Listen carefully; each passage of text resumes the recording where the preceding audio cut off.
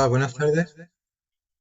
Bienvenidos a este taller de microangiopatía trombótica secundaria, organizado por la Sociedad Andaluza de Nefrología, su grupo de trabajo en enfermedades glomerulares. Eh, Ante todo, muchas gracias a los ponentes, muchas gracias a los encargados del grupo LOSAM por organizar estas tardes y, por supuesto, a Alexion, sin cuyo apoyo esto no podría ser posible. Hoy vamos a hablar sobre microangiopatía trombótica.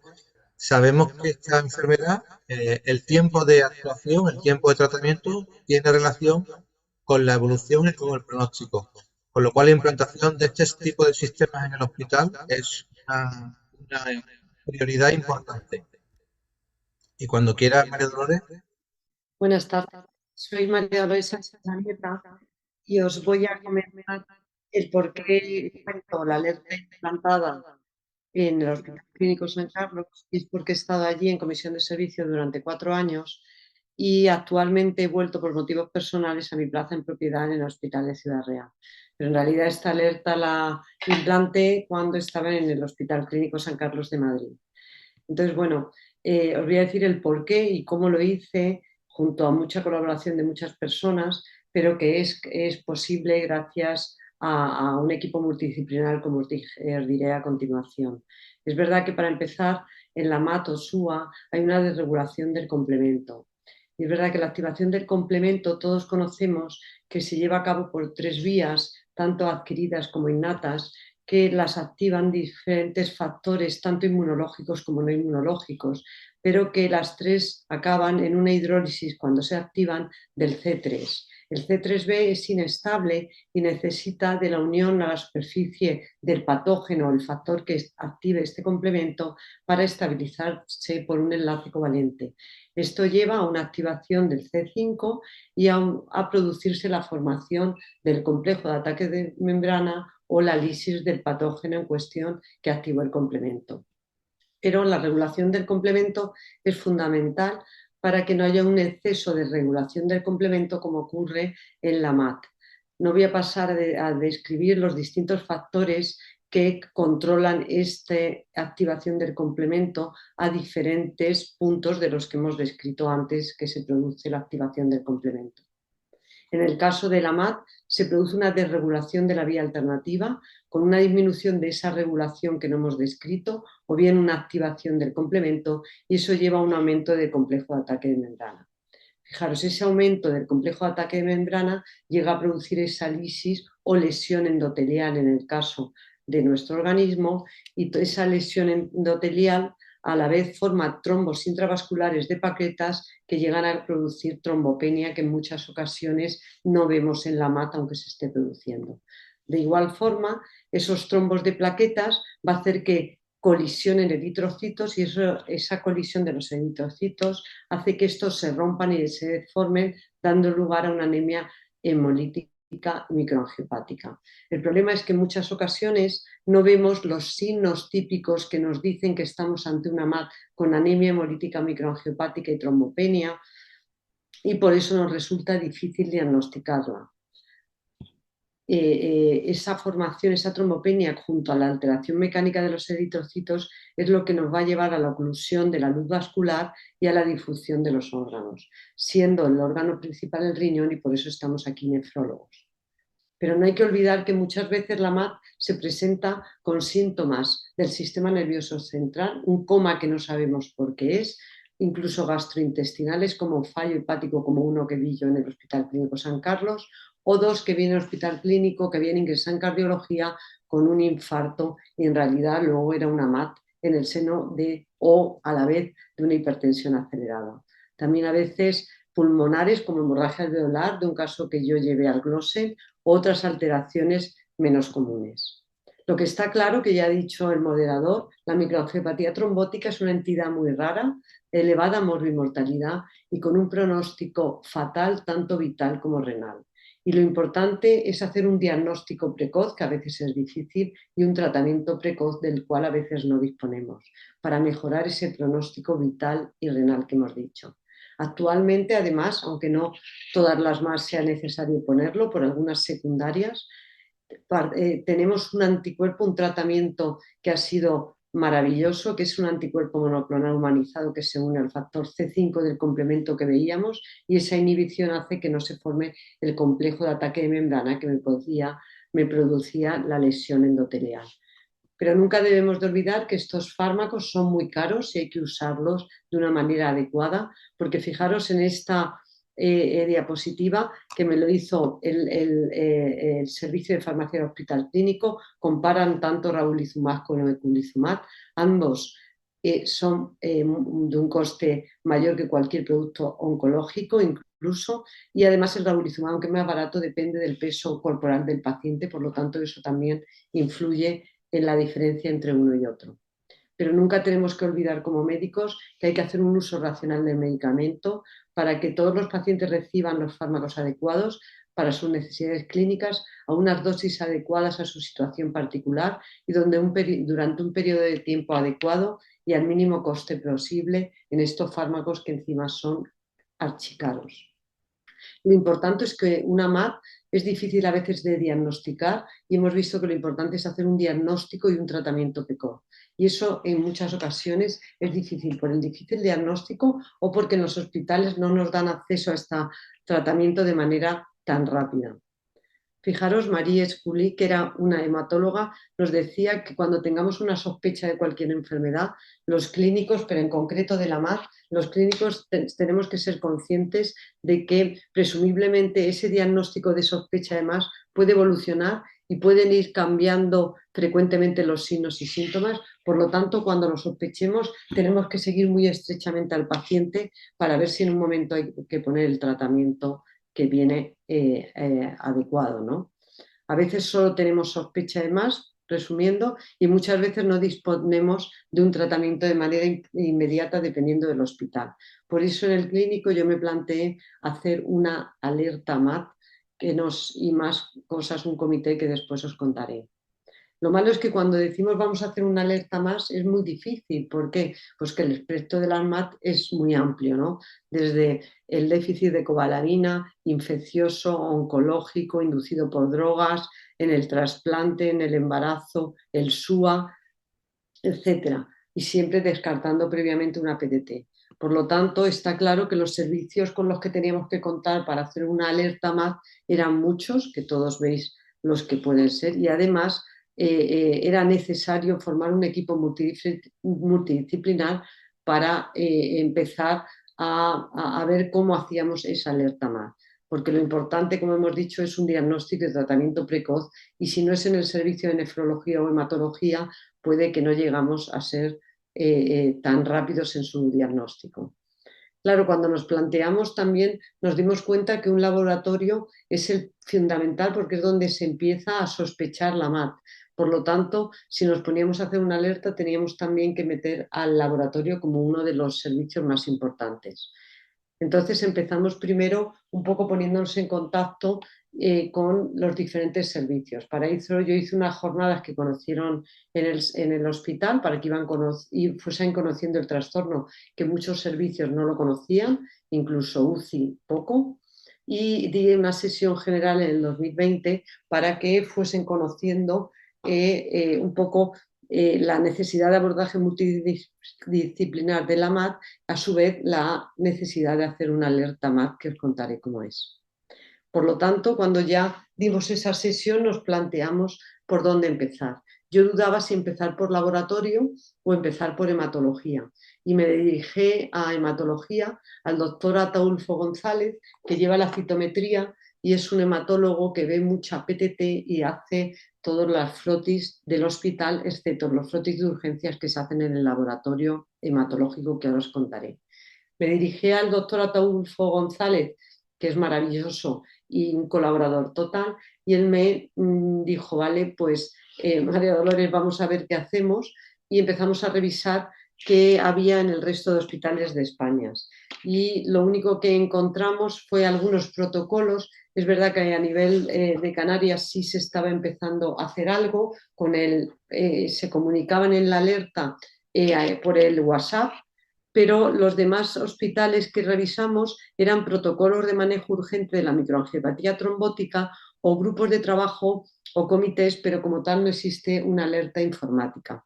Hablé con el doctor Praga del Hospital Universitario del 12 de Octubre y él me ayudó también un poco a ver cómo empezábamos a organizar la alerta MAT.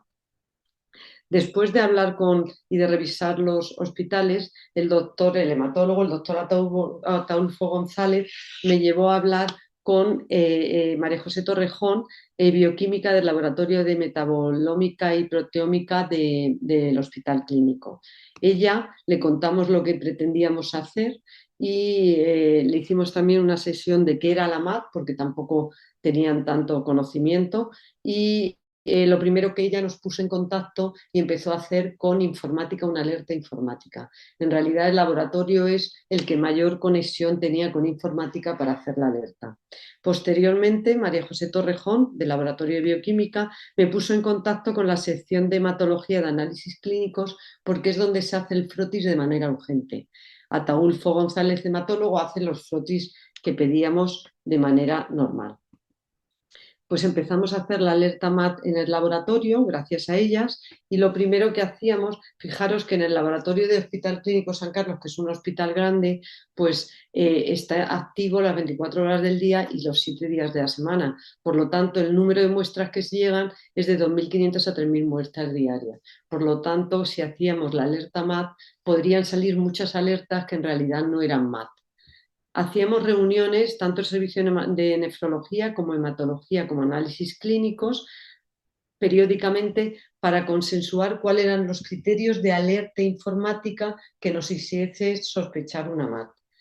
Para eso nos reuníamos periódicamente y íbamos viendo que fallábamos en esos criterios. Una vez que los criterios los conseguimos afianzar, pues directamente cuando saltaba una alerta informática en el laboratorio de urgencias, desde urgencias, planta, UCI o cualquier otro servicio del hospital, pues se hacía un frotes automáticamente por parte del servicio de hematología de urgencias.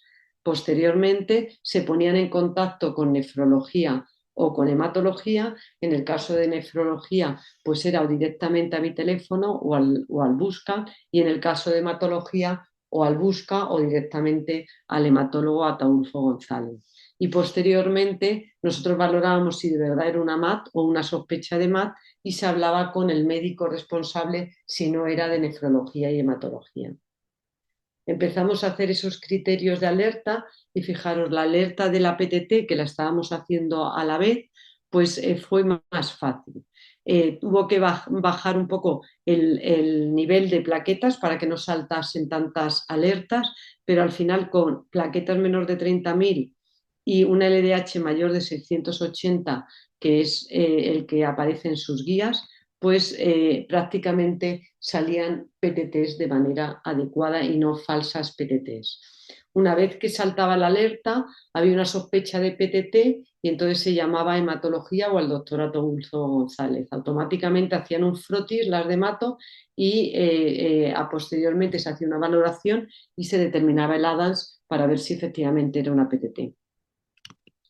Y se instauraba rápidamente el tratamiento por hematología y nos dimos cuenta pronto que la alerta era adecuada. En el caso de la alerta de SUA o MAT fue más difícil y seguíamos haciendo reuniones porque salían excesivas alertas informáticas. Primero pusimos los criterios que venían en las guías, pero poco a poco hubo que irlos modificando porque si no salían de MAT que no eran MAT. Entonces yo iba haciendo, gracias a una residente que me hice un Excel, donde íbamos apuntando todas las alertas más que se habían producido, en qué servicio y los analizábamos para ver en qué fallaba esos criterios de alerta informática que estábamos haciendo. Desde el principio excluimos los pacientes de nefrología y hematología porque se suponía que tanto el servicio de nefrología como hematología lo iba a diagnosticar. Pero cuando estuvimos haciendo este Excel nos dábamos cuenta que, por ejemplo, fallaba mucho la alerta informática en los pacientes de digestivo por tanto cirrótico que tiene plaquetopenia y rápidamente acompañado de anemia. Por lo tanto, se excluyó digestivo para evitar un exceso de alertas informáticas fallidas. Y por otro lado, pacientes mayores de 85 años también nos saltaban en las alertas, incluso pacientes premortem. Por lo tanto, también los retiramos de la alerta informática para evitar un exceso de errores. Y normalmente pues, se podría llegar a otro diagnóstico de MAD por el médico que lo llevase. Fijaros que en la última reunión, que fue en septiembre del 2022, ya habíamos hecho muchas reuniones anteriormente, un poco viendo cuáles eran los criterios adecuados de la alerta informática. Al final llegamos a que las plaquetas tenían que ser menor de 100.000, la hemoglobina menor de 10,5, y en esta última reunión tuvimos que aumentar el valor de LDH, porque un valor superior a 570 salían muchas alertas más. Fijaros lo que es un hospital grande. Por lo tanto, lo que hicimos fue aumentar a 680, como en la PTT, y mantener el nivel de creatinina, que era mayor del 30% de un resultado previo, eso lo hacía totalmente el informático, o una creatinina por 1,3 del resultado previo, que sería lo mismo, o mayor de 1,5 miligramos de cilitro con respecto a pacientes que no tenían analíticas previamente en el Hospital Clínico San Carlos. Por lo tanto, con estos 4 criterios, la cantidad de casos de MAT eran menores y ya nos pareció una alerta informática adecuada. Una vez que se sospechaba la MAT, automáticamente nos hacían un frotis, ahí todavía el nefrólogo no había llegado a ver nada, y una vez que el frotis se veía que tenía esquistocitos, pues nos consultaban al médico responsable, o bien también llamaban al busca del nefrólogo, o me llamaban a mí directamente al teléfono si había problema o dudas de que fuese una MAT. Lo valorábamos, si era una MAT, pues nos poníamos en ello, y hematología ya directamente, si decíamos que parecía una sospecha de MAD, nos hacía el KUNS, el ADAS y la lactoglobina. Una vez que ya éramos avisados, lo ideal sería un tratamiento precoz, y para eso tendríamos que hablar con el médico responsable y ver el caso un poco detenidamente, para intentar mejorar el pronóstico tanto vital como renal de los pacientes, como hemos dicho, si hacemos un diagnóstico y tratamiento precoz. Fijaros, esto es la base ERCEL, hay varios casos, pero os voy a contar un caso clínico, ya que esta tarde también había casos clínicos, que fue gracias a una alerta MAD y que se va a publicar próximamente en Nefrología. Era una mujer de 77 años con antecedentes personales, hipertensión arterial, diabetes, cáncer de tiroides estadio 4 con afectación pulmonar y ósea, en tratamiento con lenvatinib desde enero del 2022, y que la evolución fue a inicio de tratamiento oncológico, presenta plaquetopenia sella simple entre 80 y 90.000, pero con una función renal conservada, con una creatinina de 1,1 y un filtrado glomerular por encima de 60. En un control analítico, esta paciente oncológica se hace un control analítico antes de la revisión de oncología, como una semana antes, y ahí saltó la alerta más. ¿Por qué? Porque en el control de laboratorio aparecía una creatinina de 1,6, como hemos dicho, por encima de 1,5 o el 30% mayor a una creatinina previa, eso lo hacía todo el laboratorio. La hemoglobina de 10,4, efectivamente habíamos puesto nosotros una hemoglobina por debajo de 10,5, y las plaquetas de 64.000 por debajo de 100.000, aunque ella ya, como hemos dicho, era una paciente oncológica que ya presentaba plaquetopenia en las analíticas previas. Y por otro lado, una LDH de 1037 que habíamos puesto el nivel en 685. Por lo tanto, esta alerta MAD fue adecuada, efectivamente era una alerta MAD, había una anemia microangiopática, pero se hizo el frotis automáticamente y también hubo presencia de esquistocitos en el 10%. Automáticamente también, aunque en otros hospitales no se podrá hacer, se hizo la lactoglobina y el CUN directo, que fue negativo. Fijaros que la paciente la llaman a domicilio, o sea que la alerta MAD nos sirvió para un diagnóstico muy precoz, porque la paciente ni había llegado a la consulta de oncología y estaba en domicilio, y la mandan a urgencias donde casualmente pues la valoro. Entonces, efectivamente, ampliamos el estudio, tenía una albúmina de 2,4 y un cociente de proteínas creatinina de 14 gramos. Por lo tanto, ingresa en nefrología y posteriormente se realiza un estudio inmunológico que fue negativo, pero la paciente presentaba un síndrome nefrótico clínico y bioquímico a la vez de una sospecha de microangiopatía trombótica, síndrome nefrótico y lesión renal aguda.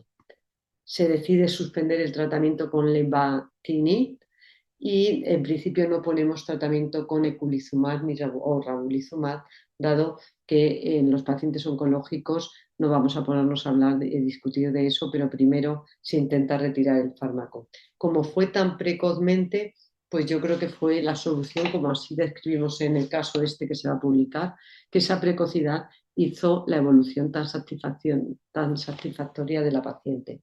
No obstante, realizamos la biopsia renal y con microscopía electrónica incluida y se observaban signos de microangiopatía trombótica y además una glomerulonefritis focal y segmentaria, que está descrita en la literatura en este tratamiento oncológico.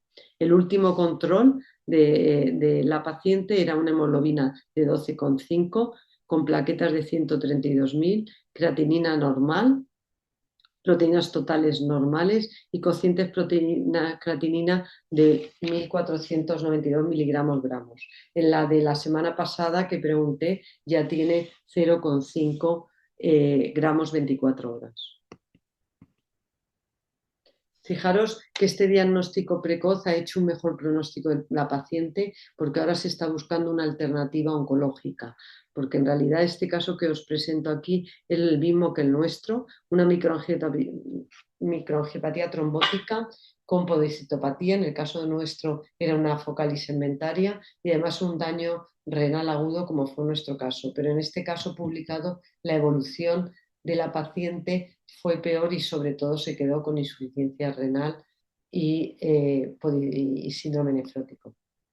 Por lo tanto, está claro que esta alerta no siempre es fácil porque es muy difícil tanto llegar al diagnóstico de microangiopatía trombótica, pero además las alertas informáticas, aunque han sido muy útiles, en ocasiones no son reales y no son una MAD y todavía hay que irlas mejorando y nos hace sospechar una MAD, nos avisan, ponemos un tratamiento precoz, que en este caso no fue tratamiento, como hemos dicho, con eculizumab o ravulizumab, pero sí con la suspensión del tratamiento oncológico.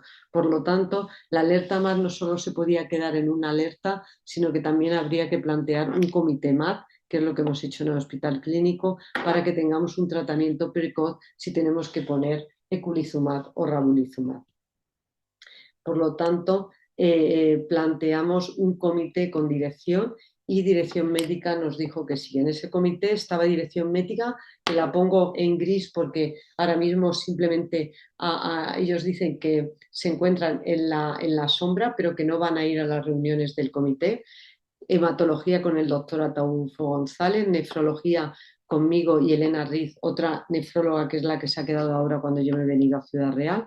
Farmacia, que es fundamental para que haya un tratamiento más rápido e inmediato, si es necesario, con Paz Pacheco, que además con la que he hecho el protocolo de tratamiento urgente de microangiopatía trombótica del Hospital Clínico San Carlos. También en estas reuniones del comité, que tienen que ser inmediatas, estaría el médico responsable del paciente si no es nefrólogo o hematólogo y, por supuesto, pues los coordinadores de este comité seríamos el hematólogo Ataúfo González y yo.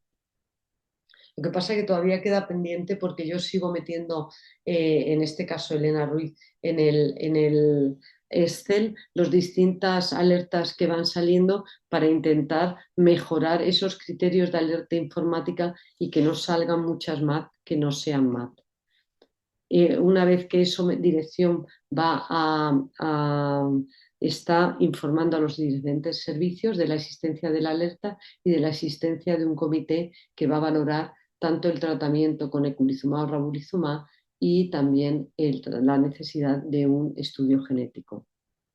El problema que también surge es que en los fines de semana, vacaciones o festivos, pues la decisión la tiene que tomar el facultativo que esté de guardia, tanto sea nefrólogo, hematólogo o el responsable del paciente. Y a posterior inmediatamente comunicar al comité para hacer una reunión conjunta. Lo importante es que con esta alerta yo creo que es importante que en una microangiopatía trombótica haya un abordaje multidisciplinar y yo creo que también con eso hemos conseguido más sospechas de MAD porque no siempre aparecen con los signos y síntomas que queremos que aparezcan. También conseguimos más tratamientos precoces y como hemos dicho eso va a mejorar tanto el pronóstico vital como renal de los pacientes. Muchas gracias. Muchas gracias, María Dolores. Sí, la verdad es que la presentación es magnífica y es una iniciativa muy buena. Yo conozco otra iniciativa que se hizo en el hospital, se ha hecho en el hospital, un hospital de Palma de Mallorca, el antiguo Ese, Sunduta he dicho yo Canarias, pero era Palma de Mallorca Palma antes. de Mallorca, sí. Esto, Miguel Uriol y su grupo, eh, cuando ha presentado esto y cuando lo ha publicado, él dice que aumentó el número de detecciones de microangiopatía por 4. ¿Vosotros habéis notado ese aumento? Porque esto es un trabajo brutal. Sí, no, pero lo que sí es que los casos, ya cada vez la alerta está mejor y lo que seguían llamando por alertas que no son alertas. O sea, lo que sí hay que seguir un poco viendo esa alerta, como en el clínico nos han permitido una alerta informática, que es una maravilla, porque además pues no tenemos que mandar datos de pacientes por WhatsApp, que es lo que legalmente no es adecuado y tal, pues entonces más MAT, yo creo que más MAT diagnosticadas en servicios que no son hemato y nefrología. Por ejemplo, en oncología ya han saltado varias y lo bonito no es que salten antes de que el paciente llegue incluso a consulta, o sea, que salten en un laboratorio que llama al médico responsable o a nosotros, o sea, eso es lo maravilloso, ¿no? Y luego, también, por ejemplo, en UCI y en otro sitio donde sí hemos visto que han saltado más ha sido en urgencias. Ya.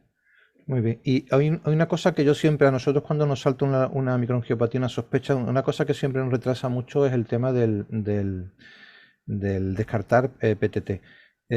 Nosotros mandamos el ADAN 13 a Madrid. Realmente el hospital clínico se porta genial y en 24 horas tenemos el resultado. Pero hay por ahí también experiencias utilizando el Plasmid Score. ¿Tú tienes experiencia valorando esto No, como... No, no tienes no experiencia, tengo ¿no? experiencia, pero es que en el clínico, que ahora en Ciudad Real lo mandamos allí, a mí incluso yo les llamo y le digo, oye, ¿qué tal? Y me dice, pues no da tiempo porque son las 10 pero mañana te lo metemos a las 10. O sea Sí. que ellos te dan una facilidad para hacerlo tan rápida, o sea, lo tienen como una cosa protocolizada que tanto el Frotis como el Adam lo hacen rápido. Entonces yo del otro no tengo experiencia porque no lo he necesitado. Muy bien. No sé si hay más preguntas de alguien de que está conectado, si queréis. Eh, Sí, ha saltado sí, una. sí, ha quedado una. Dice, es de adoración de Dori, Dorita, dice, las alertas informáticas aumentan la sensibilidad a baja especificidad, claro, aunque se intenta mejorar. Dice, ¿se ha quejado el personal de laboratorio de este tipo de alerta? Nada, pues mira, Dorita, el personal del laboratorio no se ha quejado, es más, yo hacía las reuniones con ellos y son maravillosos. Ellos no se han quejado. Se ha quejado más el nefrólogo que lleva el busca, desde que yo me he ido. Pues porque antes si no me llamaban a mí y tal. Y entonces ellos, claro, pues tienen que parar un momento y ver si es una sospecha de MAT. Tampoco se tarda tanto, pero es verdad que te tienes que meter un momento y ver a ver si es, ¿no? Entonces, con respecto a laboratorio, informática, hematología y bioquímica, no saben eso. Y ellas son los que hacen el frotis. Lo único que te piden es que tú le eches un vistazo porque si ya de por sí dices que no, a mí me mandan un mensaje, ¿qué te parece? Y yo hago el frotis, por ejemplo, ¿no? Y luego también tener en cuenta que el doctor Ataulfo en las 2 jornadas que hice yo de MAT en el clínico nos dio 2 charlas maravillosas de las MAT sin esquistocitos, porque a veces no se ven, entonces tardan en ver. Entonces, la conclusión que sí os digo es repetir el frotis, porque una MAT puede ser que no haya esquistos y al día siguiente ya hay esquistos, porque la propia lesión endotelial, muchas veces los esquistos no se llegan a ver y se van fuera del vaso. Entonces eso nos decía y nos dio una charla espectacular. Muy bien. Una pregunta, María Dolores. Habitualmente cuando se detecta una MAC, ¿asumís vosotros al paciente o se queda ingresado en la especialidad en la que está? Porque, Depende, por ejemplo, los oncológicos los ingresamos nosotros. ajá. Y si te llaman dentro del hospital y está ingresado en interna, pues se queda en interna normalmente, excepto que empieza a hacer deterioro de función renal que se traslada a nuestro servicio. Es que la experiencia nuestra es que la mayoría de los médicos que se encuentran con una MAT habitualmente les da mucho miedo, desconocen el tema y les da miedo tratarla. Y muchas veces es el nefrólogo de interconsulta el que se hace cargo del paciente, aunque en otras ocasiones lo aceptamos nosotros. Pero que Sí, esto es un problema, ¿sabes? sí. Normalmente más los nefrólogos, yo creo. Ujú. Dorita comenta que sería interesante analizar los datos antes y después de la alerta y comparar el tiempo diagnóstico de la microangiopatía para llevar ese trabajo a la administración y poderlo implantarlo de forma generalizada. Sí, Totalmente, sí, sí. sí. Esto ya te digo, Miguel Uriol lo hizo y además lo ha publicado y aparte de reducir el tiempo de inicio del diagnóstico y de inicio del tratamiento, hay dos cosas que a mí me han llamado mucho la atención, que redujo el coste por paciente y por año un 50%. Un paciente salía por unos 320.000 euros y lo dejó en 160.000. Bueno, Y lo otro que me llama mucho la atención es que ellos antes del inicio del protocolo MAT en su hospital, un 40% de los pacientes acababan en diálisis. Una vez que empezaron con esto, 0%. O sea, no metieron ningún paciente con este diagnóstico en diálisis, con lo cual es un éxito económico y para el paciente. O sea que, totalmente, totalmente. Es una maravilla. ujú.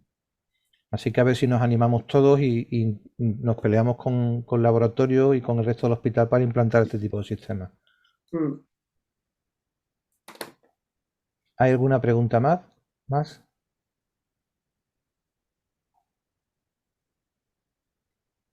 Bueno, pues si no hay más preguntas, muchísimas gracias, María Dolores, por tu magnífica presentación y pasamos a los casos clínicos. Muchas gracias. Ahora van a presentar dos casos clínicos, son casos nefropatólogos. Uno está presentado por el doctor José Manuel Amaro, que es nefrólogo del Hospital Puerta del Mar, y por el doctor Miguel Moreno, de anatomía patológica. El segundo caso va a ser presentado por la doctora Carmen Prados, del Hospital Torre Cárdenas de Almería, y su patóloga, la doctora Mercedes Cava, del Hospital San Cecilio de Granada. Cuando queráis. Muy buenas tardes a todos. Muchas gracias por la presentación y especialmente gracias por la invitación para poder estar aquí con todos vosotros en este interesante taller sobre microangiopatía trombótica que organiza la Glosa. Bien, se trata de una paciente que voy a presentar conjuntamente con el compañero, el doctor Miguel Moreno, del Servicio de Anatomía Patológica también del Hospital Universitario Puerta del Mar de Cádiz. Se trata de una señora de 54 años, sin antecedentes personales de interés, sin factores de riesgo cardiovasculares, sin hábitos tóxicos. Y como único antecedente personal de interés, fue diagnosticada de una gammapatía monoclonal IgG kappa de alto riesgo, valorada en el año 2017 por su hematólogo privado, que evoluciona más tarde, años más tarde, en diciembre del año 2022, a mieloma múltiple. Se inicia tratamiento quimioterápico e inmunoterápico con lenalidomida, daratumumab, bortezomib y desametasona, y tras la cuarta dosis del primer ciclo, estamos hablando de principios de febrero de este año, es un caso muy reciente que hemos tenido en nuestro centro, comienza con diarreas y con vómitos intensos. Pocos días más tarde acude al servicio de urgencias del Hospital San Rafael en el centro de Cádiz en una situación de anuria desde las últimas 24 horas. Analíticamente destaca una creatinina en 8,4 con una acidosis metabólica importante junto con anemia y plaquetopenia severas. Inicialmente se orienta el caso como un fracaso renal agudo AKIN3 de características prerrenales y se inicia tratamiento con sueroterapia intravenosa. Ante la no mejoría inicial de la paciente, se decide trasladar al centro de referencia, que es el Hospital Universitario Puerta del Mar de Cádiz, para ingresar a cargo del servicio de hematología. Cuando llega la paciente de urgencia, se repiten los controles analíticos y se objetiva una anemia importante, con una plaquetopenia muy severa, con 6.000 plaquetas. Se confirma el fracaso renal agudo, con una creatinina en 8,7, con una acidosis metabólica también importante, y se ve una LDH muy elevada, con bilirrubina total también elevada, con presencia de esquistocitos en el froti de sangre periférico que se realizó de urgencia, sin la presencia de reticulocitos. Se realizó una ecografía pleuropulmonar y VESU, donde se dieron datos importantes de congestión intravascular severo, y una ecografía renal rigurosamente normal. Entre los posibles diagnósticos que por entonces se plantearon, pues el primero de ellos, el posible fracaso renal agudo prerrenal en fase de necrosis tubular aguda por el cuadro de vómitos y diarrea de varios días de instauración tras el inicio del tratamiento oncohematológico.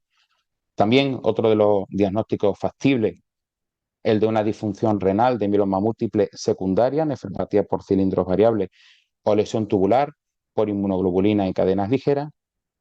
Y otro de los diagnósticos también posibles, pues el de la toxicidad farmacológica que de todos los fármacos que se ven utilizados. Se contemplaba una posible NTA o una tubulointersticial secundaria al uso de lenalidomida o el de una microangiopatía trombótica secundaria a bortezomib e inhibidores del proteasoma. Siguiendo con el resto de las pruebas complementarias, por una parte las cadenas ligeras en sangre eran normales, el estudio inmunológico del complemento también fue normal, salvo un ligero descenso de C3. En el proteinograma se vio un importante descenso del pico monoclonal y IgG-kappa. En el estudio de hemólisis aparecieron esquistocitos en el frotis ya prácticamente desde el ingreso, en los primeros frotis que se hicieron. Los reticulocitos al principio eran bajos y normales, pero posteriormente elevados, con una hemoglobina que también al inicio era normal y que posteriormente apareció consumida. El test de Coombs directo que se realizó por el hematólogo fue positivo, pero más tarde se confirmó que era un posible falso positivo por el tratamiento previo con daratumumab que interacciona con la técnica. La actividad de DAN13 era del 28%.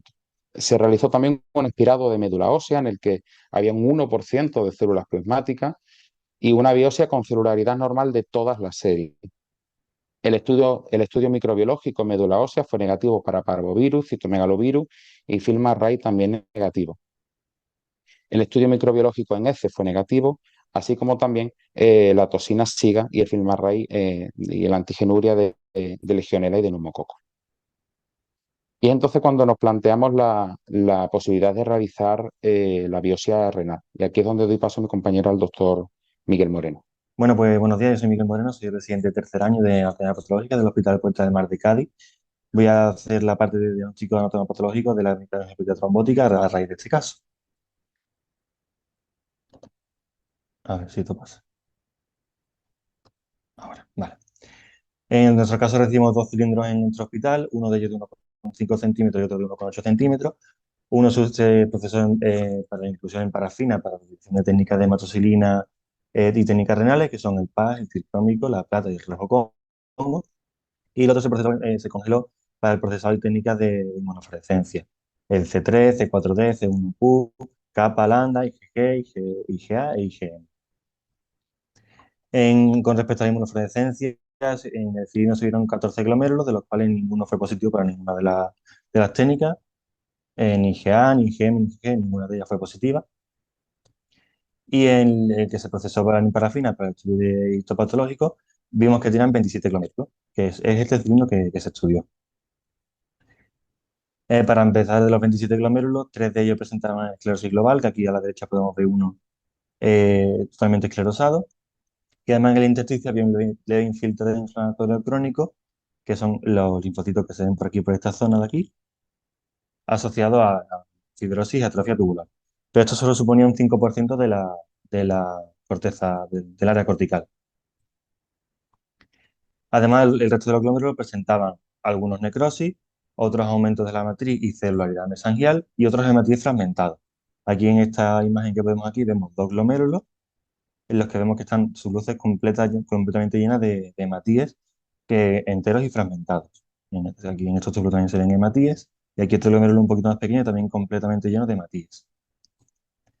En esta imagen vemos lo mismo que comentaba anteriormente, un glomérulo lleno de hematíes, que son estas fuerzas rojas que hay por aquí, y un foquito de necrosis.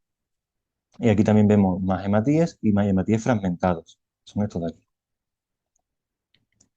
Con otras técnicas vemos que con el triclómico de Masson, que se ve muy bien, que marca los hematíes de estos rojos tan intensos, estos dos glomérulos, este de aquí y este de aquí, que como comentaba, están repletos de hematíes Y esta con la técnica de plata.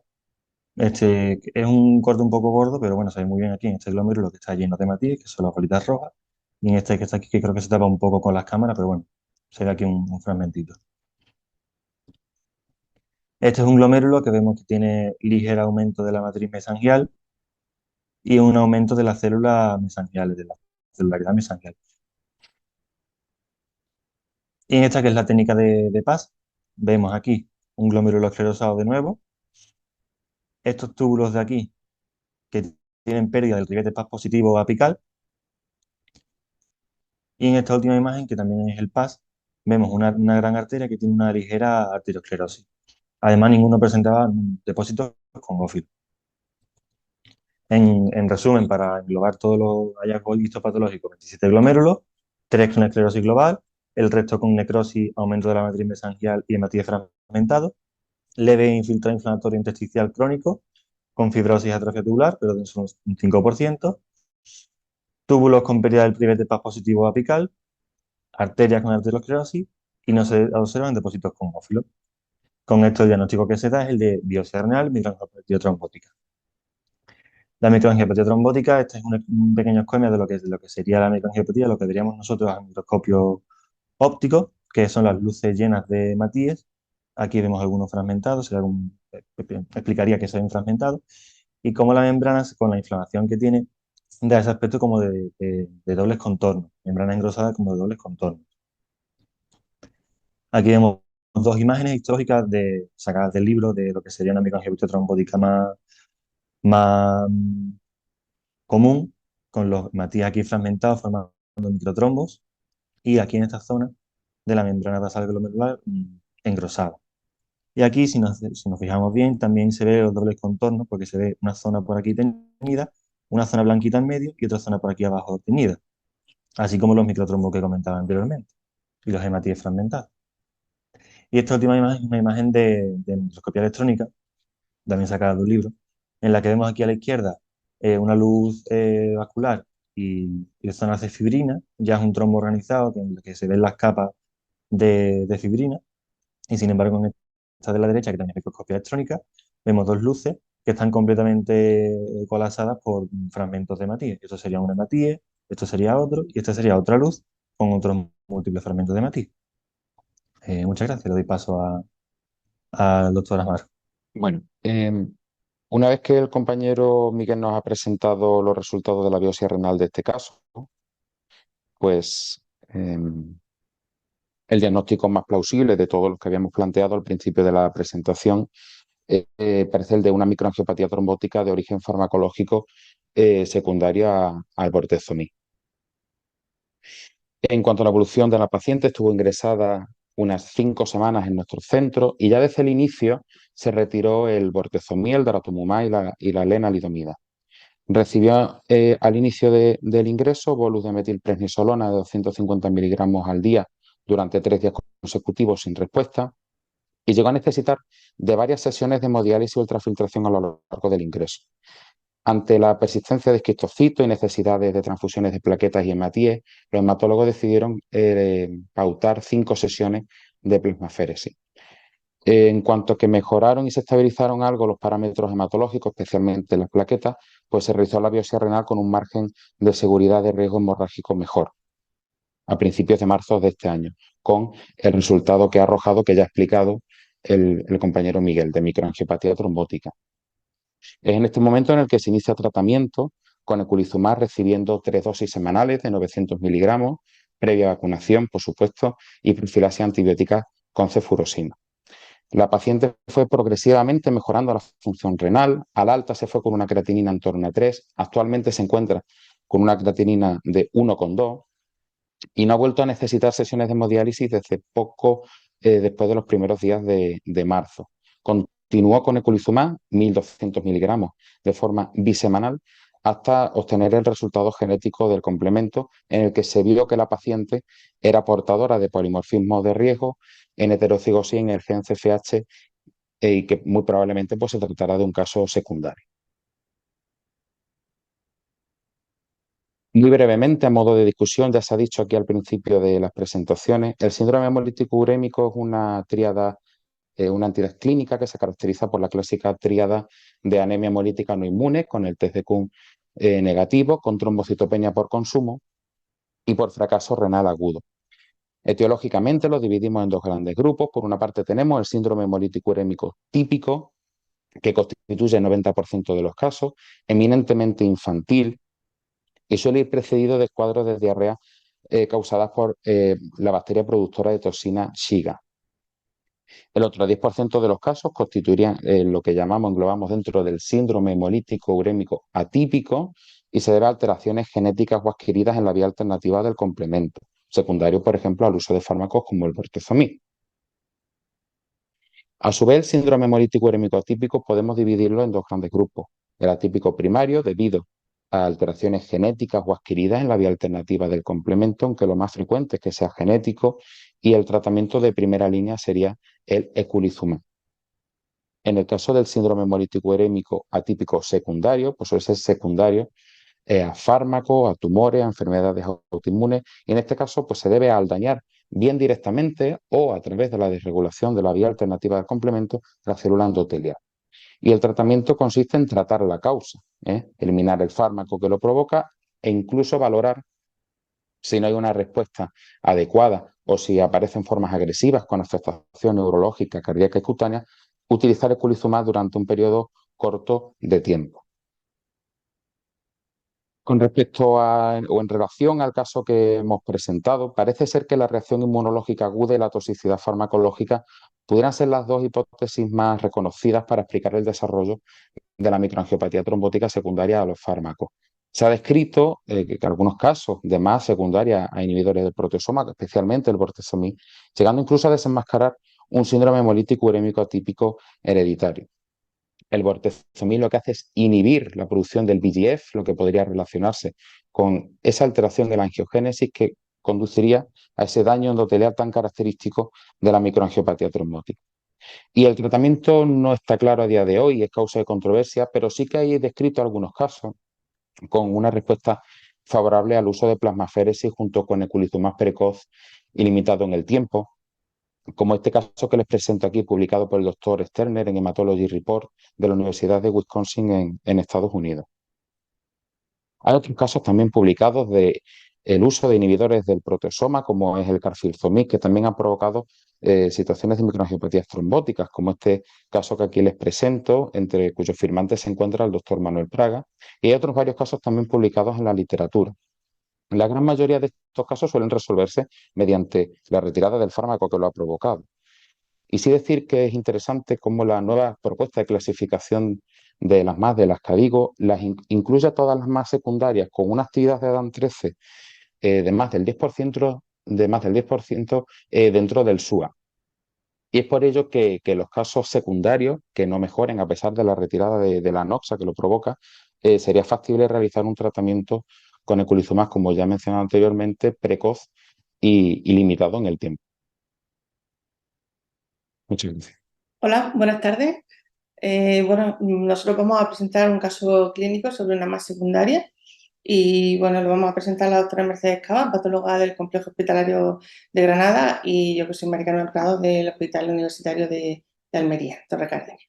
Bueno, se trata de un varón de 37 años sin antecedentes familiares de interés, de profesión informático, sin alergias, sin factores de riesgo cardiovascular, o sea, no hipertenso, no diabético, no dislipémico, y que el paciente tenía una función renal normal unos meses antes de ingresar. El caso que vamos a contar es del año 2016.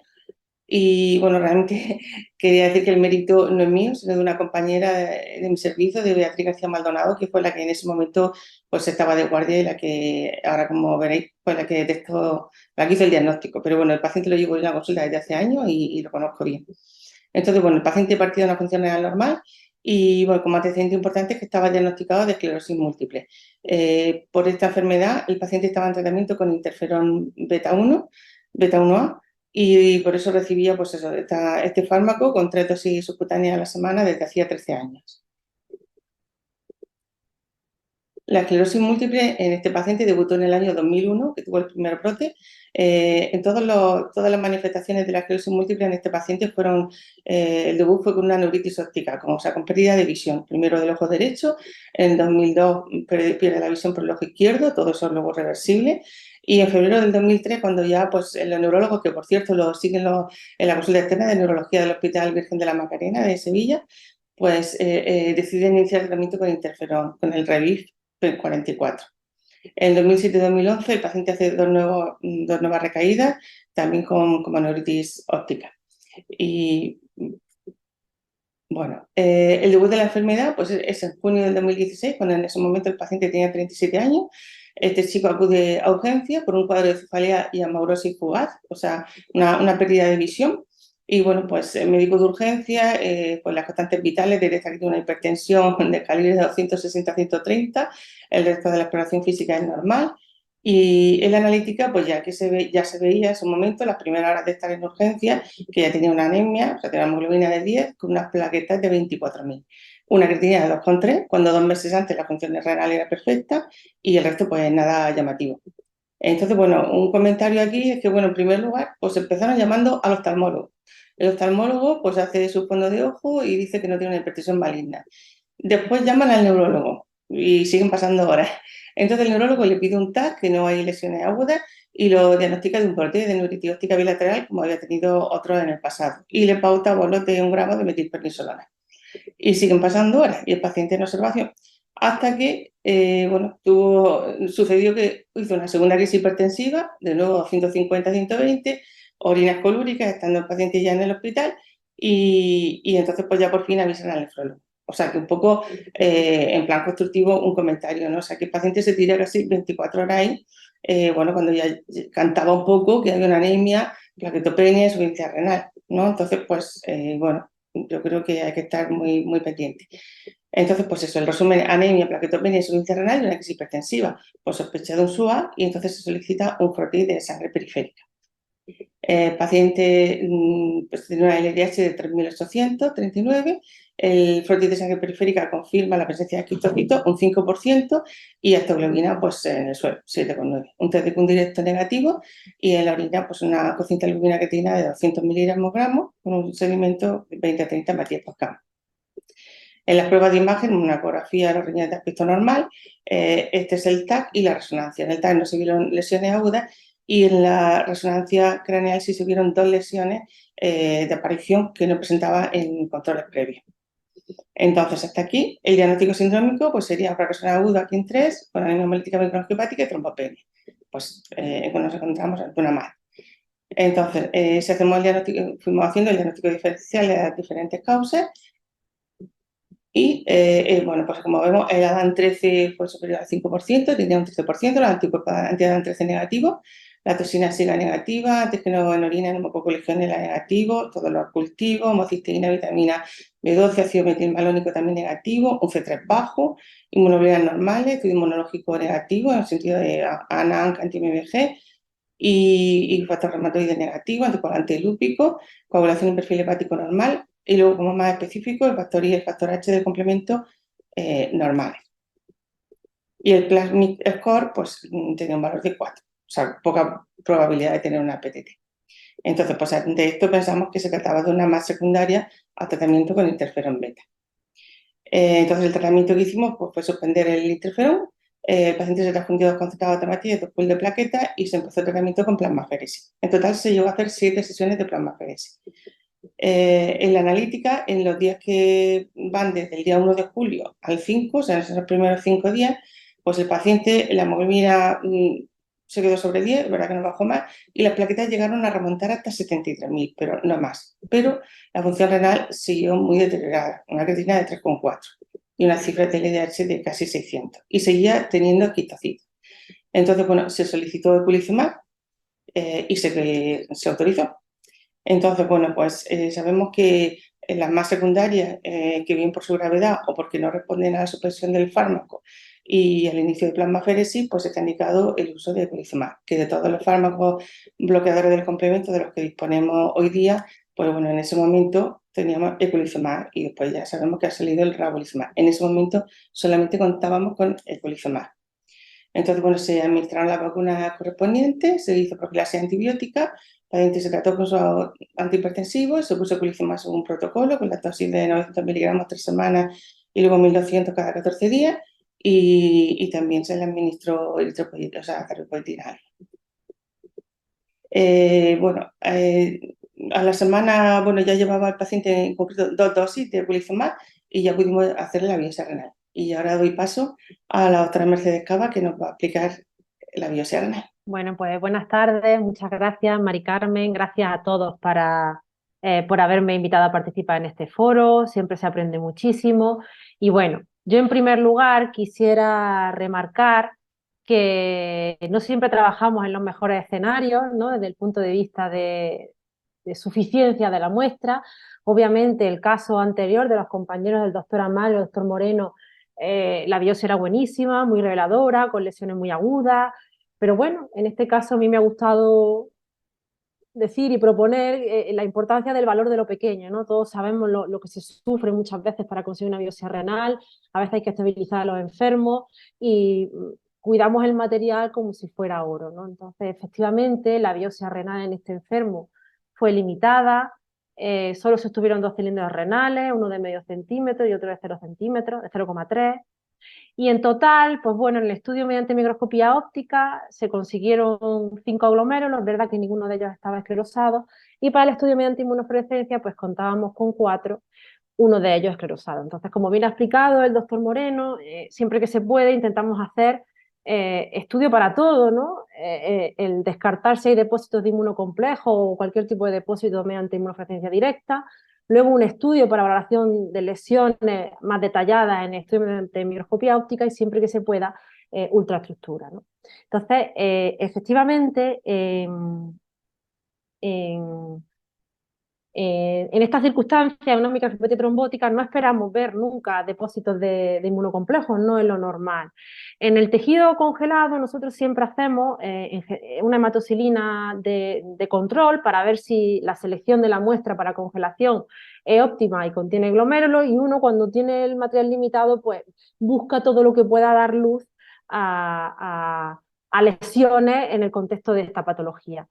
Entiendo que la hematocilina de congelación no es el sitio ideal para ver morfología, solo se ven lesiones muy groseras, pero esto que hay aquí intuimos que puede ser un glomérulo.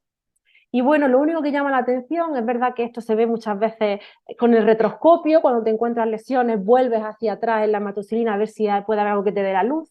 Y bueno, lo único que destaca aquí, obviamente, es una condensación más eosinofílica ahí, ¿no?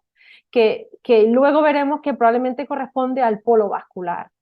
En el estudio mediante inmunofluorescencia pues no había depósitos para nada, pero sí llamaba la atención que en diversas estructuras vasculares, esto que tenemos aquí, una arteriola, había cierta señal por atrapamiento, tanto de IgM como de C1q, también había cierta fracción de C3, a nivel glomerular C3 solo había cierta señal como salpicando glomérulos, no había más de una cruz. Y esas estructuras vasculares, aquí tenemos C3, muy escaso, o sea que no estamos pensando en nada relacionado con depósitos de complemento. En esas estructuras vasculares pues sí conseguimos demostrar algo de fibrinógeno, ¿no? Entonces ya de manera indirecta pensábamos que efectivamente podía haber cierta patología vascular en relación con la microangiopatía trombótica. En el estudio en parafina, pues bueno, no es la biopsia más fotogénica, pero es lo que tenemos y ya os digo, hay que trabajar en todos los escenarios posibles, ¿no? Como este enfermo lleva ya cierto tiempo de evolución, pues es verdad que las lesiones no son tan agudas y lo que vamos a ver es un poco ese daño que mantenido de la microcirculación va a producir tanto a nivel glomerular como a nivel de pequeñas arteriolas, ¿no? Esta imagen que señala, pues yo intento aquí demostrar que en las luces de los capilares de este glomérulo hay cierta hinchazón endotelial, esto lo puede producir en este contexto. Asociado a esa hinchazón, la tinción de hematocilina no es la mejor, pero uno ya va intuyendo lo bien que nos ha explicado antes el doctor Moreno, como estos desdoblamientos de la membrana basal glomerular, ¿veis? Esa lesión mantenida hace que veamos cómo la membrana basal se reduplique, se desdobla, ¿no? Y vemos estas imágenes de aclaramiento central. Aquí tenemos uno y aquí parece que se intuye otro, ¿vale? A su vez, con la tinción de Paz podemos confirmar un poco más esos desdoblamientos y efectivamente no es que fueran muy llamativos, ni muy difusos, ni muy globales, pero sí, se confirmaban los desdoblamientos. Esto se va a ver muy bien luego en la ultraestructura, ¿no? ¿Qué más podemos ver en el contexto de una microangiopatía trombótica con cierta evolución? Pues bueno, en el mesangio puede haber pérdida de su integridad, lo que llamamos mesangiolisis. Yo creo que esta vacuolización, estos espacios claros que vemos en el área mesangial, probablemente correspondan a esa pérdida de la integridad del mesangio que puede ocurrir en estos procesos. Además, puede cursar con lesión tubulointersticial la microangiopatía trombótica. Tenemos zonas de separación estromal que no eran exactamente fibrosis, quizás aquí no se representa muy bien, pero más bien era un componente hematoso. Una lesión tubular en forma de aplanamiento del epitelio, pérdida del ribete, pignosis nuclear, etcétera. O sea que en definitiva puede haber cambios de lesión tubular. Y a nivel de arteriolas, pues conseguimos encontrar lesiones un poco más agudas en este contexto, ¿no?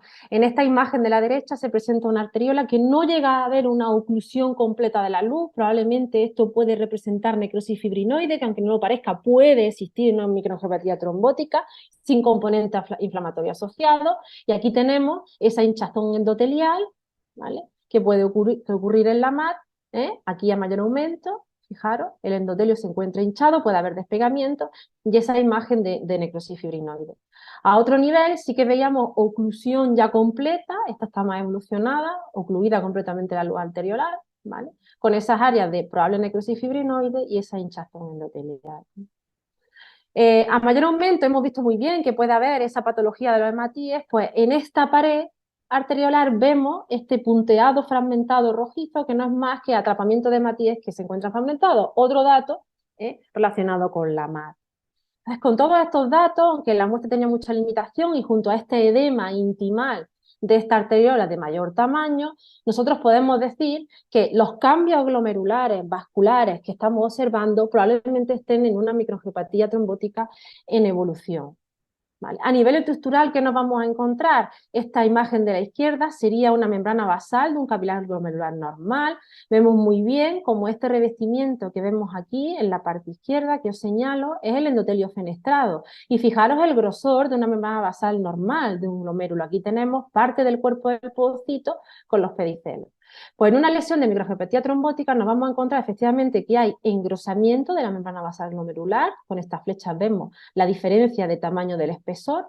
Hay pérdida de esa fenestración del endotelio, ya cuesta ver la separación entre ese endotelio fenestrado. Puede haber fusión pedicelar. No me extraña que había algún caso, ¿no?, de que esa podocitopatía pueda producir evolucionando lesiones de focal y segmentaria. Ese desdoblamiento de la membrana basal glomerular, ¿ves cómo se interpone aquí? Esta zona de color más oscuro probablemente son o células endoteliales que están interpuestas y hay un desdoblamiento de la membrana basal. Y también es muy característico, por eso vemos esa hinchazón endotelial, de que el espacio subendotelial aparece aumentado y vemos estas áreas luminiscentes de engrosamiento subendotelial. O sea que todos los datos que veíamos en esta biopsia eran en relación con una microangiopatía con cierto grado de evolución. Vale. Y ya por mi parte, pues nada más, sigue la doctora Prados comentando la evolución y el estudio genético de este enfermo. Este es el resultado del estudio genético, o sea que tenía una afectación del gen CFHR3. Y si, bueno, en cuanto a la evolución, pues hasta que el paciente fue dado de alta hospitalaria un mes después, pues como veis la analítica pues, se mantiene sobre una hemoglobina de 10, las plaquetas mejorando, pero la función renal seguía deteriorada. Entonces, aquí en este día fue cuando se puso la primera dosis de eculizumab y la verdad es que bueno, la respuesta de las plaquetas, como veis, es espectacular, o sea, que pasó a tener ya 133.000, pero la función renal de nuevo, pues igual, 3,6, 3,6, hasta incluso, pues eso, el 18 de julio, que fue cuando fue dado de alta. En ese momento que dado de alta, tenía unas plaquetas normales, un C3 normal y una hemoglobina correcta. Y sigue con micromaturia, el cociente de albúmina creatinina, pues incluso un poquito más alto que al inicio y deterioro severo de la función renal. Entonces seguimos tratándolo con eculizumab y bueno, y aquí veis la evolución.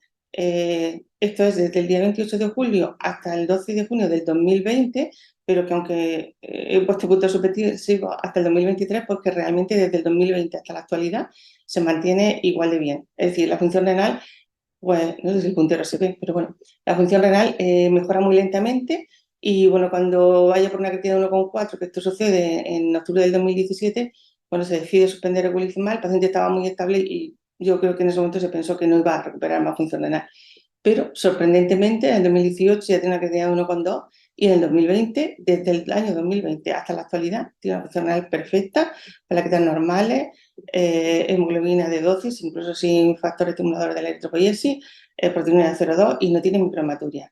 Entonces, pues de todo esto lo que podemos, bueno, y no tiene, ahora mismo no tiene ninguna lesión activa de su enfermedad, su esclerosis múltiple, o sea que está sin interferón, cosa sorprendente después de todos los años que se le había administrado, sin eculizumab y el paciente pues fenomenalmente bien. Es decir, está asintomático desde el punto de vista neurológico y analítico, ya veis, con una agudeza visual del 100%, no ha tenido ningún brote de esclerosis múltiple desde que se le suspendió el interferón. El servicio de neurología se planteó tratamiento con teriflunomida, pero al final decidieron no administrarla. Y luego, bueno, le han realizado algunas otras pruebas más específicas desde el punto de vista neurológico y algunos anticuerpos, descartando otras patologías, pero el paciente todo ha salido negativo. Entonces, bueno, simplemente un resumen, matizar que, bueno, que en el SUA, pues sabemos que el SUA típico es menos frecuente que el típico y que una de las manifestaciones muy importantes que no debemos de olvidar es la hipertensión. O sea, el debut de hipertensión realmente se ve y es una cosa de descartarse. Más el paciente ya tiene anemia, plaquetopenia e insuficiencia renal, pues es que lo pone fácil, ¿no? Entonces, la triada típica, ante esta triada típica, pues se tiene que encender un poco la bombilla y, bueno, pedir unos esquistocitos y ya pues el resto de las pruebas, ¿no? Y bueno, que las manifestaciones, aparte de la manifestación renal, pues como habéis comentado antes, perfectamente pues eso, no olvidar otras manifestaciones extranales que puede tener una MAC y que incluso se pueden confundir con una enfermedad de base, como por ejemplo con un cuadro neurológico, como en este caso, como una neuritis óptica, y que bueno, el diagnóstico diferencial, pues una vez que tenemos el ADAN13 y la toxina SIGA negativa y hemos descartado una PTT y un SUA atípico, pues nos quedamos con el SUA atípico. El SUA atípico, pues primario o secundario. Primario sea una alteración genética del complemento y secundario, pues entre otras cosas, pues a fármacos como este caso. Entonces, pues eso, pues no olvidar que el efecto de la droga, diferentes tipos de fármacos, pues es un efecto directo y también porque potencian la desregulación de la vía alterna del complemento. También no olvidar nunca pedir la serología de neumococo, porque está demostrado que puede ser una causa desencadenante de una MAC. Y luego, pues simplemente un comentario, y es que ¿por qué ha sucedido el interferón beta? Pues si revisamos la literatura, ya había casos publicados, son muy típicos de MAC por interferón alfa, pero lo que tiene de especial es que con beta hasta hace unos años no se habían descrito casos. Y resulta que todos los casos que han aparecido con interferón beta han debutado con un fracaso renal agudo con hipertensión severa y parece que se ha estudiado y se debe a que se ha modificado la formulación del interferón beta 1A, o sea, en concreto del Revif, que es lo que lleva este paciente. O sea, que mucho ojo con quien todavía sigue llevando este fármaco, ¿no? Y bueno, sorprende que en el documento este de la Consejería de Salud y Bienestar Social de la Junta de Andalucía, pues cuando habla de los efectos posibles secundarios del interferón, pues esta es la frase literal que pone y aquí no menciona la posibilidad de una más. No sé, es un poco raro. Y bueno, pues nada, eso que el SUA atípico pues es fruto de un conjunto, ¿no? De una disregulación genética del complemento, más un factor ambiental y un desencadenante como son los fármacos, y esto nos lleva pues, al diagnóstico de una MAC secundaria. Una vez descartada es una PTT y el SUA típico. Y en este caso, como este caso que hemos ilustrado, pues cuando quitando el fármaco no es suficiente, con plasmaféresis tampoco, pues está indicado el eculizumab y la idea es ponerlo a tiempo, no cuando ya tiene una lesión.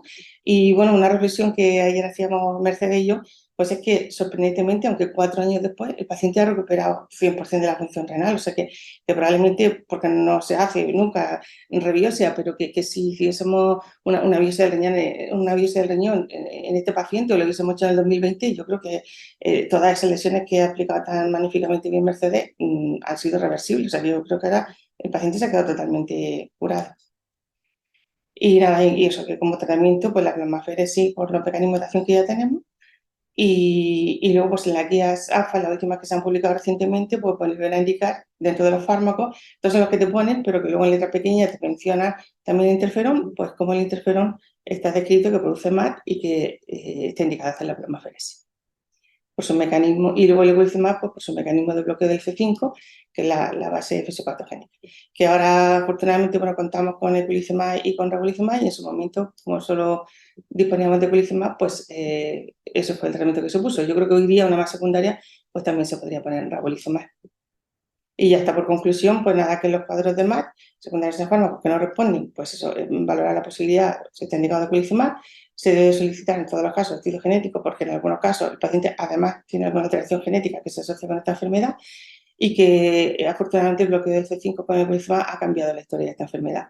Y bueno, actualmente hay, como sabéis, múltiples ensayos clínicos con los nuevos bloqueadores del complemento y es posible que en un futuro, además de eculizumab, ravulizumab, pues estén indicados otros bloqueadores de complemento en el tratamiento del SUA. Y nada, como diría mi amiga, Mercedes Cao de La Coruña, pues haz lo que puedas con lo que tengas, donde quiera que estés. Y nada más. Y muchas gracias. Muchísimas gracias a los 4 ponentes. La verdad es que las presentaciones han sido muy buenas, los casos muy ilustrativos. Y sobre todo los patólogos, ¿no? Porque hacéis mucho por enseñarnos en esta patología tan poco frecuente. Además, teniendo en cuenta la dificultad con que a veces os llevamos las muestras de escasa cantidad y también en una patología donde, según el momento donde hagas la biopsia, te vas a encontrar unos hallazgos u otros. Y a veces es complicado hacer un diagnóstico de microangiopatía trombótica. Podéis hacer preguntas a través del chat y se las voy pasando a los diferentes ponentes. Yo quería haceros una pregunta a los dos nefrólogos. ¿Cuánto tiempo consideráis conveniente esperar para iniciar eculizumab o un bloqueo del complemento? Es decir, sí, está claro que podemos empezar con plasmaféresis, pero también sabemos que cuando no responden, cuanto más precoz iniciemos el tratamiento con bloqueo del complemento, la capacidad de recuperación es mayor. Entonces, ¿cuánto consideráis que deberíamos esperar? ¿Cuánto tiempo? Pues yo creo que eso yo lo condicionaría según el debut de la MAT, ¿no? Porque, por ejemplo, nuestro paciente pasó de tener una función renal normal, se tuvo un fracaso renal agudo con una creatinina de 3,6. Entonces, si tú ves durante una semana que le estás haciendo plasmaféresis, que ya tienes claro el diagnóstico, y la función renal no mejora, incluso las plaquetas no subían de 70.000. Entonces, pues, bueno, y otros casos que he tenido de MAT, o sea, de SUA, pero que era típico, eso sí han necesitado diálisis. Este paciente es verdad que llegó hasta 3,8, 3,9 como máximo de creatinina, pero una función renal que no recupera, las plaquetas no suben de 70.000 y ya lleva 4 o 5 plasmaféresis, yo creo que no se debe de esperar más. De hecho, yo creo que porque afortunadamente se puso pronto el eculizumab. Yo creo que por eso desde el año 2020 el paciente está curado, ¿no? Si hubiésemos esperado más tiempo, yo creo que ya las lesiones ya hubiesen sido irreversibles. Sí, yo estoy totalmente de acuerdo. Yo creo que cuanto antes se ponga el eculizumab mejor. En el caso que nosotros hemos presentado, es que hay un retraso en el inicio del tratamiento con eculizumab porque al principio los hematólogos no lo veían claro, porque entre que la hemoglobina al principio era normal, no veían claro los esquistocitos, los primeros frotis que se hacían de urgencia. De repente aparece por ahí un test de CUM positivo que luego se vio un poco más tarde que era un falso positivo. Los hematólogos que es con los que al inicio ingresa la paciente no tenían claro que fuera una MAD y todo esto retrasó el empezar el tratamiento con eculizumab. Lo ideal es que se haga de la forma más precoz posible. Muy bien. Y bueno, los dos pacientes tenían un factor un de estos de riesgo, un factor H. Nosotros también hemos tenido algunas veces pacientes de este tipo oncológicos con tratamientos oncológicos causantes de la MAD, pero que hay que hacer el estudio genético porque al cabo de 2 o 3 meses, cuando te llega el resultado, te llevas un poco la sorpresa de que tienen ese factor de riesgo, con lo cual hay que hacerlo siempre. Y después, con respecto a la supresión del eculizumab, hace poco publicaron Caravaca y Praga un artículo, 4 o 8 semanas de eculizumab. ¿Estáis de acuerdo con esto? ¿Consideráis quizás más tiempo, menos tiempo? Yo creo que 4 o 8 semanas es muy poco tiempo. A nosotros el paciente lo tuvimos 1 año y medio. 1 año y medio. Yo creo que si lo hubiésemos tenido 1 mes o 2, ahora mismo el paciente no estaría convectado. Hombre, ¿puedo hablar? Sí, claro. Vale. Como todavía no he tenido que ir. Es verdad que en las secundarias, y yo le hablo con Praga varias veces y tal, lo bueno es que tú puedes suspenderlo y lo que sí se ha visto que reciban de inmediato y el poner de nuevo el tratamiento, la respuesta es completa, o sea, hay raramente. Entonces, por eso en las secundarias se considera que con 8 semanas puede ser suficiente. Tú lo suspendes y si ves que va mal, pues lo vuelves a reiniciar. Eh, pero el ahorro que supone eso es tanto que si te viene otra urgencia, pues que se lo puedas poner al otro rápidamente, ¿no? Es una manera, yo creo que hay que intentarlos en las secundarias, porque muchas veces, hombre, la que va mal, mal, sobre todo si ya tienes remisión completa. Otra cosa es que no me acuerdo cómo estaba, cuándo normalizó o mejoró totalmente la función renal. Ujú. Es que, por ejemplo, nuestro paciente debuta el 30 de junio y el 13 de julio seguía con una creatinina de 3,8, o sea, no había mejorado No, pues nada. entonces tienes que seguir. Por Muy los sitios. bien. Entonces, vamos, No, nadie. no. O Praga, sea, yo creo que no se puede decir 4 u 8 semanas, depende de cómo vaya evolucionando, pero si claro. tú tienes respuesta y tú piensas que ya has quitado el fármaco, que el diagnóstico es seguro, lo confirma la biopsia, que no hay porcentaje de glomerulosclerosados, que no es nada crónico, que es algo muy agudo, entonces yo creo que hay que seguir, pues Yo creo que también. no se puede Otra decir. cosa es el que revierte totalmente, o por ejemplo una embarazada que le pone 6 dosis y desaparece, pues todos esos sí que son los que hay que quitar. Pero si el paciente seguía con 3 y pico de creatinina, yo creo que hay que seguir hasta ver.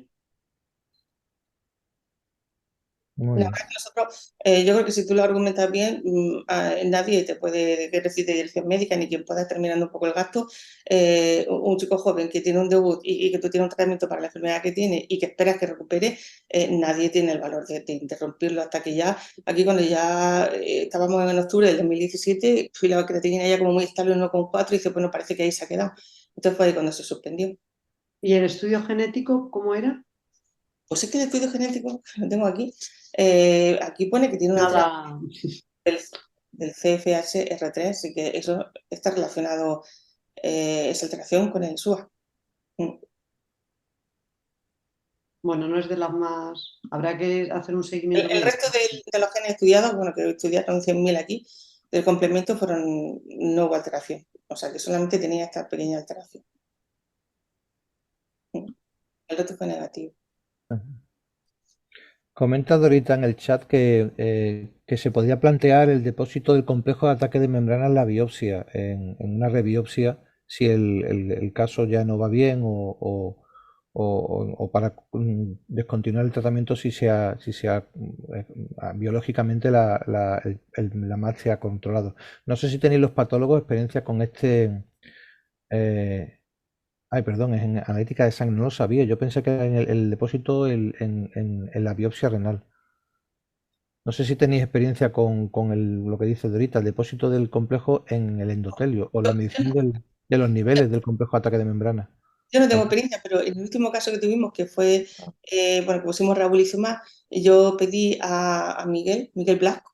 Miguel Blasco está el 12 de octubre y Sí. estuvimos casi a punto de remitirle la muestra para que nos hiciera el complejo de ataque de membrana, porque la verdad es que cuando está activo te tiene unas imágenes súper bonitas y luego cuando el complemento ya no está activo es que cambia, aunque que es algo que por la vista es una imagen súper bonita. Pero no sé, al final no llegamos a enviar la muestra por problemas del laboratorio y yo... ¿Puedo hablar? Sí, sí, claro.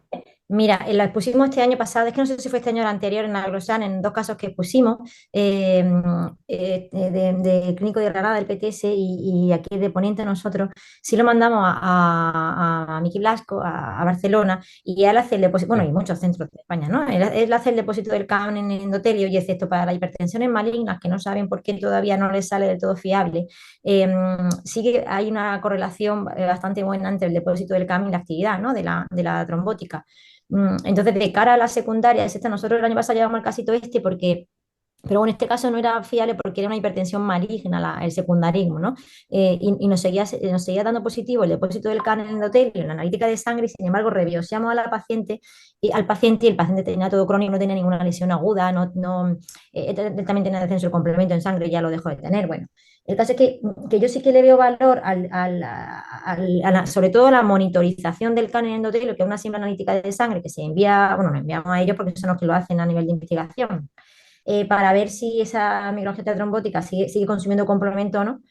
Y luego el papel de la rebiopsia, no sé que los patólogos que puedan decir. Mercedes Cava fue la que llevó este caso también con nosotros, ¿no? De si sigue o no la actividad, si ahí sigue haciendo trombo, si se puede rebiopsiar al paciente, porque si no hay una base genética ni una base de alteración funcional del complemento, ¿cómo justificamos tratar tanto tiempo al paciente si es una secundaria, ¿no? Esa es mi pregunta. Me desconecto, me da apuro. Hombre, yo creo que el papel de la rebiopsia efectivamente la experiencia que tenemos es limitada, por lo menos la mía, práctica diaria, sobre todo el caso que tuvimos, que efectivamente pues parece que coincidía, ¿no? Que no había ningún dato de actividad, que había lesiones crónicas, ¿no? Y coincidía con el complejo ataque de membrana que no estaba. Entonces, bueno, podría tener su papel, sí. Sí. O sea que bueno, lo de la rebiopsia es un tema delicado.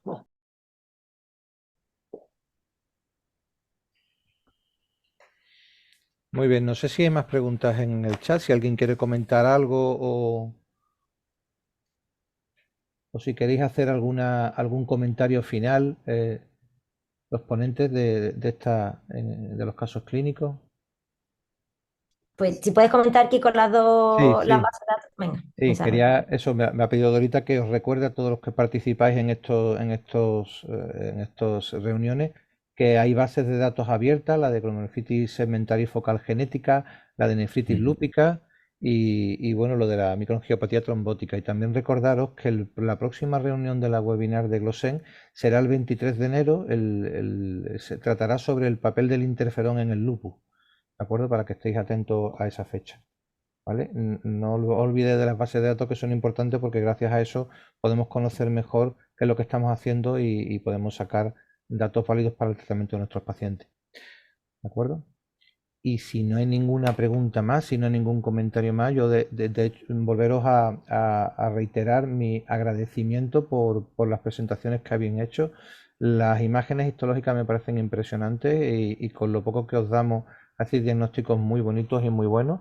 Y a los clínicos porque a pesar de que es una patología muy desconocida, Carmen, es una patología que siempre cuando te llaman para esto, pues siempre han pasado 3, 4, 5 días desde que el paciente está ingresado. Pero bueno, ahí está vuestro papel y vuestros esfuerzos para que esto salga adelante. Y sobre todo agradecer mucho a María Dolores que nos haya permitido conocer esa experiencia en el hospital clínico. Yo creo que es una muy buena experiencia y ojalá pudiéramos implantarla en muchos hospitales porque posiblemente sería un gran beneficio para los pacientes y posiblemente para los gestores, para los que manejan el dinero. ¿De acuerdo? Agradecer de nuevo a Dorita y a Lolo su papel en la Glosan y por supuesto a Alexion, sin cuyo patrocinio estas reuniones no podrían ser realizadas. Nos permite seguir formándonos y nos permite seguir creciendo la atención a nuestros pacientes.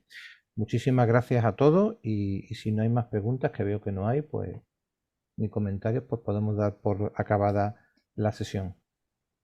Muchas gracias.